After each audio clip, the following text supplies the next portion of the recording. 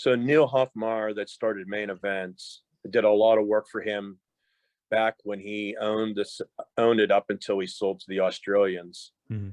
And then he moved on into part of Synergy out there, based out of Dallas. Mhm. And we were sitting there, we built a couple centers, 3 centers for Synergy. And we were sitting at the bar one night for grand opening and asked him if he'd come look at my center and see what his thoughts were. Mhm. And, Neil came to Pittsburgh, spent a week here with my daughter and I. We traveled around to a lot of different bowling centers. And basically, first thing he walked into the bowling center and says, you serve food and beverage? And I said, yeah, it's right there. The bar's right there. Well, how do I know that if I walk in here, I don't see it? And basically, he's the one that talked me into taking out 8 lanes. And he invited me down to his place called Corky's down in Dallas. So we went down there, my daughter and I, we spent a week down there with Neil, traveling around, looking at his place, which was axe throwing and Right. vintage games and escape rooms. And basically we drove around to all these different axe throwing places and looking at that kind of stuff. Mhm. And basically Neil helped me with a business model to go ahead and get rid of the 8 lanes and put the axe throwing in and move the bar out there and throw in virtual hologate. And we're basically capturing the age group that eat and drink. Right. Yeah, you're saying more the middle-aged women who like the axe throwing. Absolutely. Yeah, that's awesome. And you said when you did the math, it was something like 3x on the revenue, just because of the dynamic, who pays for what.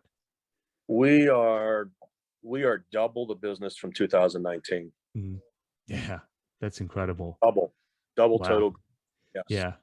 And now, how has your allocation shifted over the years from the bowling to the food and bev to maybe some of the ancillary stuff, if you have arcade or axe throwing or other things like that? How's your split changed? When we first originally took it over, it was basically just a bar with just a couple items on food because it was so small. It was probably back then, I would say 80-20, meaning 80% bowling. Okay. Today, food and beverage, we're probably 75% to bowling. Really? Wow. Yeah. And then what all is included in bowling? Like, what do you put, like the axe throwing or some of the other activities, or how does that fit in? I'm curious because people do differently. Just depends. From a bowling standpoint, when a family comes in, or you're charging the family $35 an hour, approximately, number, and that includes the whole family. Mm-hmm. With axe throwing, instead of taking up 83 feet of length, but it's still the same width, we're taking up 22 feet of length.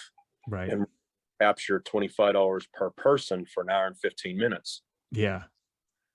And so I guess, yeah, that's a good point. I didn't even think of that, because you can fit how many bays of axe throwing per lane when you're looking at that? You said like 4?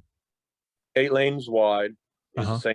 8 lanes of axe throwing wide. Okay. And then I guess you get the space in front reclaimed for whatever else hanging out, food and bev. That's moved the bar to. Yeah. Oh, okay. All the games are out in the concourse, went into the old bar to create a game room. So you do all the games out in the concourse. And then we threw in social areas, 4 social areas, TVs and sofas, and then put like Jenga there or Connect 4. Right. Okay. Or cornhole. Yeah. So people have a place to go for a waiting list. Right. Yeah, exactly. Then you're picking up that revenue while they're sitting there. Yep.